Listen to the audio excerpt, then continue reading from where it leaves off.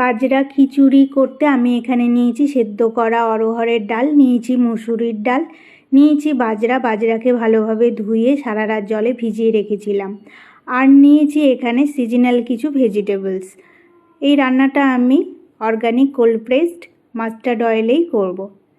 কড়াই গরম হলে কড়াইয়ে দিয়ে দিয়েছি 2 টিস্পুন মাস্টার্ড অয়েল, আর তাতে দিয়ে দিয়েছি সমস্ত সবজিগুলো হালকা ভাজা করে দিয়ে দিয়েছি ডাল। তারপরে দিয়ে দিয়েছি সমস্ত মশলা, জিরে গুঁড়ো, ধনে গুঁড়ো, কাশ্মীরি লঙ্কা গুঁড়ো। এখানে আমি কাঁচা লঙ্কা অ্যাড করে দিয়েছি গ্রেট করা আদা, আর দিয়েছি 3-4 টুকরো আলু। তারপরে সমস্ত সবজি ডাল ভেজে নিয়ে অ্যাড করে দিলাম বাজরা দিয়েও হালকা করে ভেজে নিয়ে জল দিয়ে দিলাম। তারপরে ঢেকে দিয়েছিলাম লিড দিয়ে 10-15 মিনিটের জন্য, আঁচটা কমিয়ে দিয়েছিলাম।